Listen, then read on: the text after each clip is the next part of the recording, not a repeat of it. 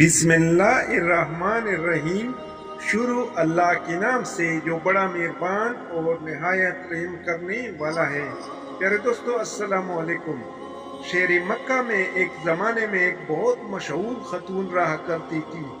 آپ کا نام خدیجہ رضی اللہ تعالیٰ عنہ تھا۔ آپ مکہ کی نیک ترین اور انتہائی پروقار خاتون تھیں۔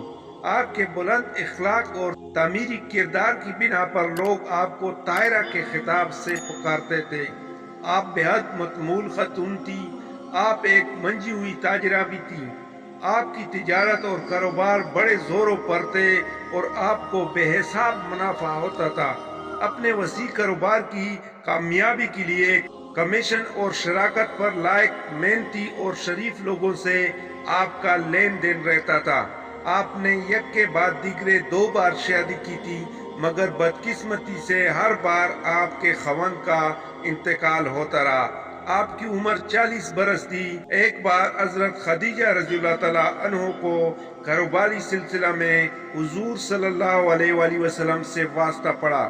انہوں نے شام جانے والے ایک تجارتی کاروان کی قیادت کے لیے آپ صلی اللہ علیہ وآلہ وسلم کو منتخب کیا۔ حضور صلی اللہ علیہ وآلہ وسلم کی دیانت اور فراست کی وجہ سے تجارتی قافلے کو کاروبار میں غیر متوقع منافع ہوا۔ سفر سے واپسی پر حضور صلی اللہ علیہ وآلہ وسلم نے منافع کی ساری رقم اور شام میں ہونے والے تمام کاروباری سودوں کی تفاصیل حضرت خدیجہ رضی اللہ تعالیٰ عنہ کے حوالے کر دی۔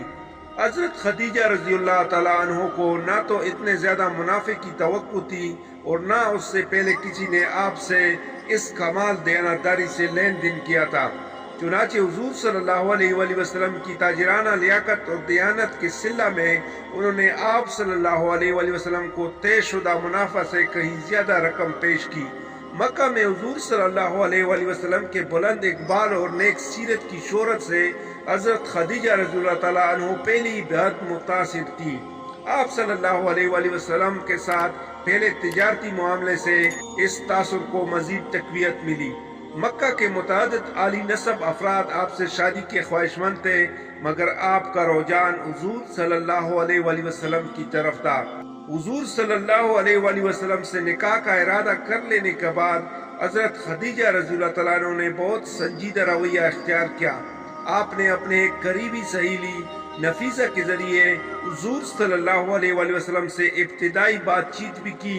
چنانچہ ایک روایت کے مطابق شامی تجارتی قافلے کی واپسی کے 3 ماہ بعد آپ نے حضور صلی اللہ علیہ وآلہ وسلم کو اپنے ہاں مدعو کیا اور مروجہ دستور کے مطابق نکاح کی تجویز پیش کی۔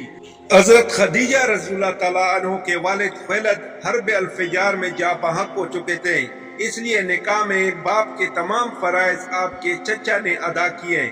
بعض لوگ ایک من گڑت الزام لگاتے ہیں کہ چونکہ حضرت خدیجہ رضی اللہ تعالیٰ عنہ کے والد کو یہ رشتہ پسند نہ تھا، اس لیے آپ نے انہیں شراب پلا دی اور نشہ کی حالت میں رشتہ کی منظوری لے لی۔ یہ الزام بالکل بے بنیاد ہے۔ اول تو حضرت خدیجہ رضی اللہ تعالیٰ عنہ ایسا گھٹیا کام کرنے والی خاتون ہرگز نہ تھی۔ دوسرے یہ کہ ان کے والد کا تو سالوں پہلے انتقال ہو چکا تھا۔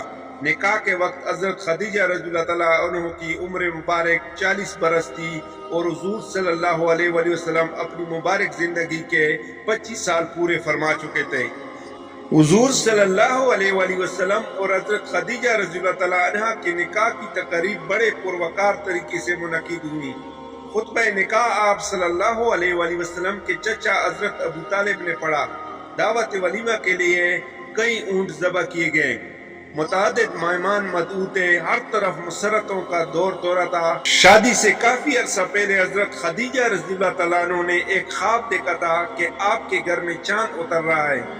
آپ کے بزرگ دانشور عیسائی چچا ورقہ بن نوفل نے اس خواب کی تعبیر یوں کی تھی کہ ان کی شادی کیسی بلند و بالا شخصیت سے طے پائے گی جس سے بعد میں نبوت عطا ہوگی۔ حضرت خدیجہ رضی اللہ تعالیٰ عنہ کے اس تاریخی خواب کا پہلا حصہ تو حرف بحرف پورا ہو چکا تھا، تاہم خواب کے دوسرے حصے کے پورا ہونے میں ابھی 15 سال باقی تھے۔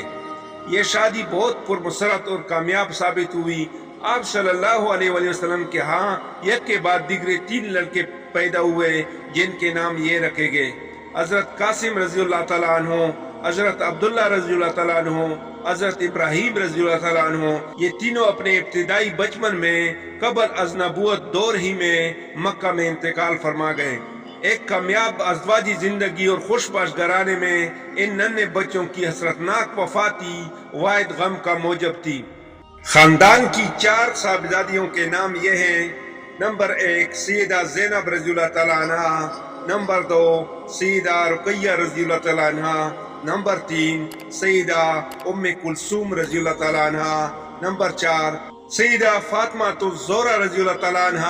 ان میں سے 3 اول ذکر خواتین تو حضور صلی اللہ علیہ وآلہ وسلم کی زندگی ہی میں انتقال فرما گئیں۔ حضرت فاطمہ رضی اللہ تعالیٰ عنہ بھی حضور صلی اللہ علیہ وآلہ وسلم کے وصال کے تھوڑا عرصہ بعد ہی اللہ کو پیاری ہو گئی۔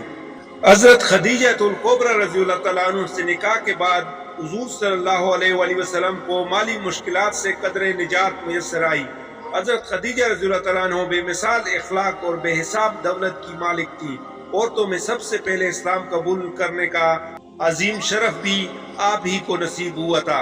حضور صلی اللہ علیہ وآلہ وسلم اور آپ کی شادی اول سے آخر تک مسرتوں سے لبریز رہی۔ دونوں بلند مرتبت میاں بیوی ایک دوسرے سے بے حد محبت اور احترام کرتے تھے۔ 10ویں سن نبوت اور ہجرت سے 3 سال پہلے حضرت خدیجہ رضی اللہ تعالیٰ عنہ مکہ میں انتقال فرما گئی۔ اس وقت ان کی عمر 65 برس تھی۔ آپ کو مکہ میں دفن کر دیا گیا۔ حضور صلی اللہ علیہ وآلہ وسلم حضرت خدیجہ رضی اللہ تعالیٰ عنہ کو بے حد محبت اور احترام کی نگاہ سے دیکھتے تھے۔ ان کی وفات کے بعد بھی آپ صلی اللہ علیہ وآلہ وسلم انہیں بہت یاد کیا کرتے تھے۔ آپ صلی اللہ علیہ وآلہ وسلم اکثر فرمایا کرتے تھے، جب لوگوں نے مجھ پر ایمان لانے سے انکار کیا تو آپ رضی اللہ عنہ نے اسلام قبول کیا۔ جب لوگوں نے مجھے جھٹلایا تو انہوں نے مجھے صادق قرار دیا۔ جب لوگوں نے مجھے مال و دولت سے محروم کر دیا تو انہوں نے اپنی دولت سے مجھے مستفیض کیا۔ سبحان اللہ، جزاک اللہ، اللہ حافظ۔